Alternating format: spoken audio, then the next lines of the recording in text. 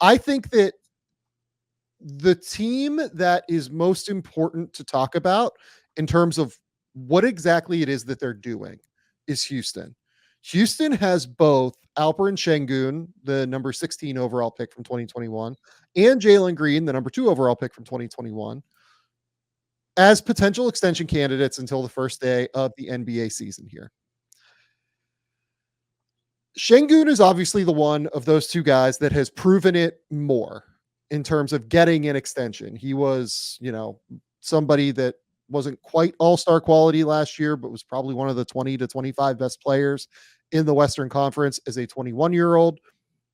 Certainly, guys like that tend to just get auto max contract extensions. However, when you also have Jalen Green, who statistically, let's say, has put up well over 20 points per game at times throughout the course of his career, is coming off of a massive March where it looked like he took a leap this past season. There are some weird dynamics there that are probably worth discussing.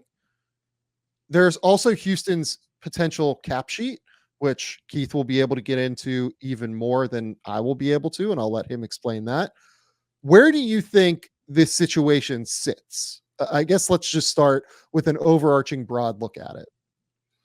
Yeah, I think Sengun is the good one to start with for some of the reasons you mentioned, that he's the more established player. I think we know kind of what he is and where he's headed career trajectory wise. I think, to your point, he would normally be a no-brainer max guy. That's actually where I kind of projected him at. If I was writing that well before the offseason, I wrote my rookie scale projections, and I had him as a max extension guy. Now, see kind of the way the rest of the summer went, I understand why they're not there yet. So with him, without boring people to tears, I'll try to keep this not too many numbers, but he's got his cap holds a little over 16 million. So the easiest way I can explain that, think Tyrese Maxey and what the 76ers did this summer.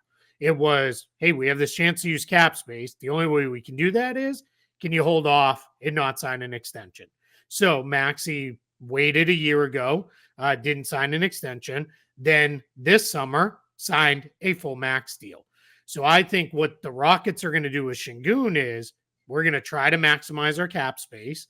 And if we can pull that off, we're going to take care of you, but we got to hold off a little bit.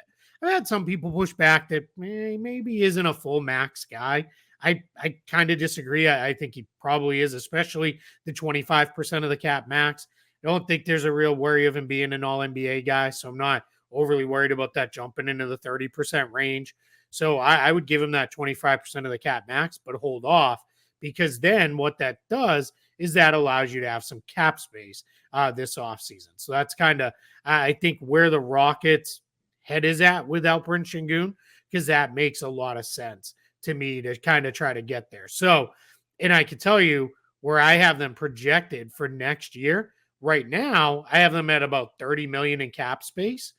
Now, if Jalen Green becomes kind of the big swing point in that. If you take Jalen Green, let's say Jalen Green just out of the mix entirely, that's going to jump up to well over 50 million in cap space.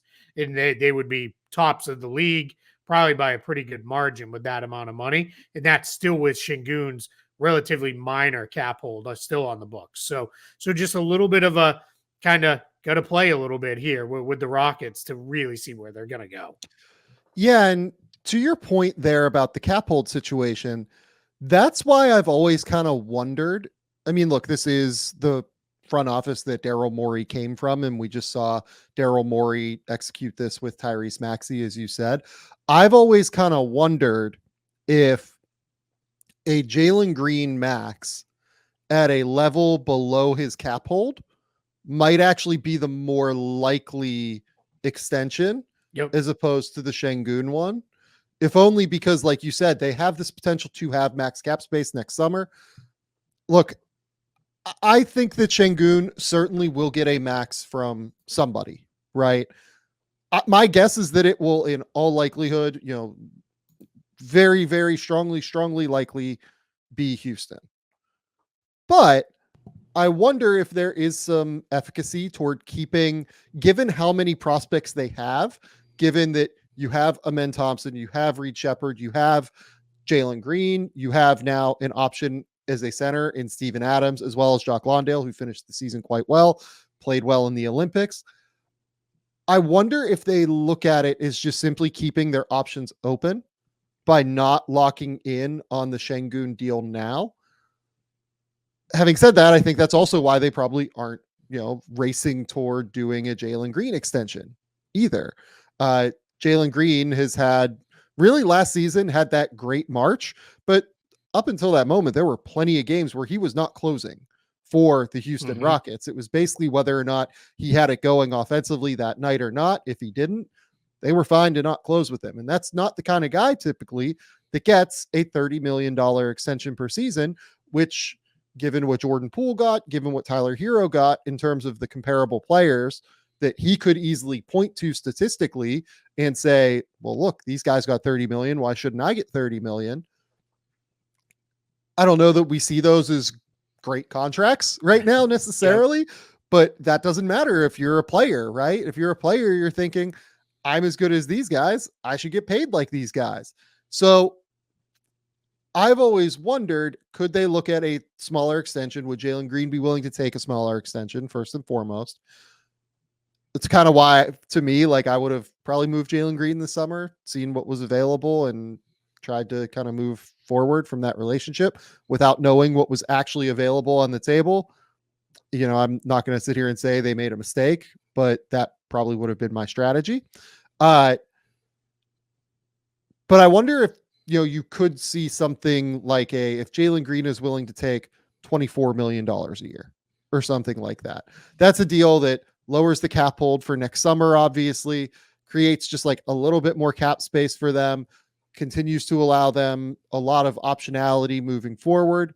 Or if they just decide we're going to run this, we're going to see what it looks like in the future, we're going to move forward and kind of continue to keep our options open given the number of stars and potential uh, young stars that will be in the mix for in the future via the trade market, as well as the number of young potential stars we have on the roster. Do we just kind of roll this over and see what it looks like in a year's time? Yeah, I think what's good for the Rockets is you have all that optionality, like you mentioned, because you have this great stockpile of young talent. I'm very high on almost all of their young guys. Yep. Then you have these veterans that just kind of fit. They're fine. And I think with Fred VanVleet, I've had a couple people say, "You really think they're going to decline their team option on him?" And my point on that has been, when asked, is yeah, they certainly should, because I think what you do with a guy like Fred VanVleet is, I think we're all kind of like, that's an overpay, but not a gross one, but it's an overpay to give him a max deal. But all right, hey, we gave you $80 million over the last 2 years. We still want you, but we don't want you at 44 million or what and change. We'd like you at 30 million. What do you think? Like, and we'll take care of you, after we do some other stuff, maybe even less money than that. I don't know. We'll see, where that all kind of comes together and where that goes. But they have with Thompson and Shepard, it's very interesting because I think there is this sense of, well, we've kind of got the backcourt of right now of Van Vliet and Green. Then we have probably maybe our backcourt of the future of Thompson and Shepard. It sounds so weird to say Green's not part of that because he's still so young, but like we could pivot away from him and say, hey, we'll go forward with Reed, Thompson, Van Vliet, and then we'll kind of figure out the fourth guy. And we'll Yeah. as Van Vliet ages out, we'll replace him. We'll sort through that. We'll find the point guard that fits in, or another combo guard, and all that. And I think what you can do is you can look at a couple different ways. If you don't sign Jalen Green right now, if it's team friendly, like you said, yeah, get it done, go. Because then why not, right? Let's keep things moving if we can get him on a team friendly deal. Because if nothing else, I'm probably going to repeat this phrase several times. They'll always be tradable later. So we can figure that out. But if he's So like, yeah, no, that is one place I want to pause. What sure. do you think a tradable contract looks like for Jalen Green if he continues to play at the level he's at now? And by tradable, I don't mean just like we can get off of it by attaching a first round pick because like that's what it would take to move Jordan Poole right now, Sure. if not Yeah. multiple first round picks. What do you think an actual number looks like for Jalen Green as the cap rises here, where it's like, okay, we can pay this guy X number of dollars and it's not catastrophic moving forward for us? Yeah, I think probably in the range of about 25 million average annual value or Yeah. AAV. I think that's fair. That's about 10 million under max in the first year.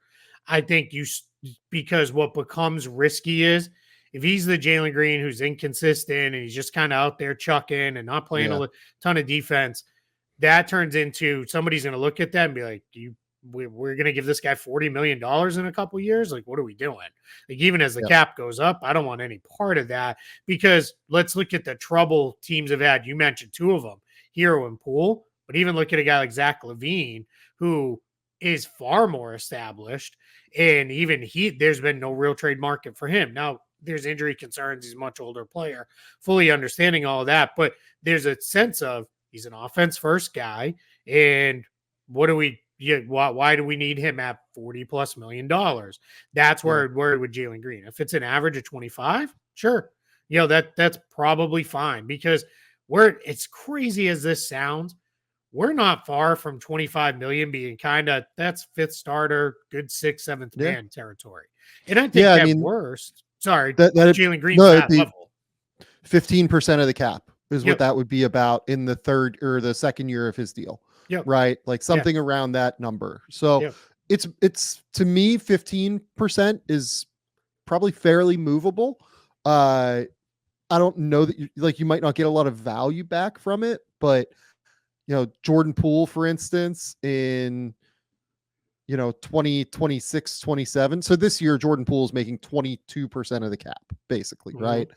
And that's a high number. That's a number where I think we start to get into this is difficult to move. This is a hard situation to get out of.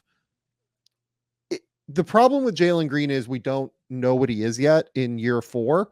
And that's why ultimately I think I'm okay with them just like not extending him and waiting and seeing what this looks like moving forward. And with Sengun, there's just very real reason to not extend him at the end of the day. Right. Yeah. Absolutely. It makes total sense. And then like, here's the other thing too. We saw the market this summer. If there was one position this summer where you felt like we saw the market kind of drop out from like the bottom out from underneath it, that's the way you say that. I feel like it was the shooting guard position, like 100%. The non two-way shooting guard position where we saw Gary Trent end up on a minimum. We saw Malik Beasley end up like on a 1-year, $5.8 million deal or whatever. We saw a number of those guys kind of get squeezed a little bit. And I wonder if there's just real reason to kind of play this out and just see, does anybody really want Jalen Green and take the best bet? Yeah, I'm with you 100% on that. And then where I was going with the optionality too is if you don't extend him now, let's see, what that March was, is that him now? Because if that's him, great. I feel a lot better talking contract next summer. Because that's the thing I think that gets forgotten with the rookie scale guys. Just because you don't extend them doesn't mean it's over. You have two options then. You can either re-sign them or let's say Jalen Green is incredible this year. Let's say Jalen Green pushes for an all-star berth and he's amazing. The Rockets are really good. You still have match rights. You can still match anything if you can't get a deal done. So there's the rookie scale contract for me, outside of the guys who are on the minimum deals where they're restricted free agents, the team wields the hammer better in this situation than any other spot because they have all the leverage. It is, we don't have to do anything. Teams could literally say, we're never signing a rookie scale extension. We'll take care of all of it after we've seen you play 4 complete seasons. Now they don't because there's no reason to do that. And you want to get guys locked up and guys want to be locked up. We also don't want to risk angering guys. And we're getting to the point where there's a handful of guys who might be like, you know what I'm going to do then? I'll sign the qualifying offer and you'll only have me for 1 more year and then I'm out of here. I'm taking off. And eventually someone's going to do it. And it'll be a big story when it happens, just because I believe everything will happen eventually. But my point with Jalen Green is you can Let's see what he is this year. Let's see, just as importantly, where are Thompson, Shepard, and Van Vliet at? And Yep. if there's any question of Thompson's not quite there, or Shepard's needs more time, or whatever it is, and I'm not saying like beyond normal rookie stuff. Yeah. It's like, man, he's a 3-year guy instead of a 2-year guy, meaning ready to play. Then I think what we're looking at then is, all right, well, then Green becomes that much more important if he's ready. And then on the flip Yep. side, let's say Green is just not good and those guys pass him. Then it's a very, all right, you know what? Good luck to you in free agency. We're moving on, or we'll find a sign and trade or something that is mutually beneficial. We'll figure that out. You just don't need to lock in today on guys you don't feel certain about with that, unless you're getting surplus team friendly value on those contracts. Yeah, and the Van Vliet situation is really important here, as you referenced. The fact that they have a player option on him, typically teams know Team option. going the team option. I'm sorry. They have a team option on him. Typically teams know going into that option date. I would imagine his option date is like June 29th or so. Yeah, like it's got to either ballpark. that or that's the latest it can be. So it'll be somewhere in that range. Typically teams know if they're going to have use for their cap space before that date. Yep. So they could end up, like, I think it's very plausible they do end up opting into that team They could option and just having Fred VanVleet next year and continuing to roll over a little bit. Like it becomes harder because then you might have Sengun on a max contract situation, which means that their cap space will be diminished in a substantial way, but it just depends on what's available. It then just becomes that, hey, maybe we're looking more on the trade market as opposed to in free agency. You can use your cap space in multiple ways.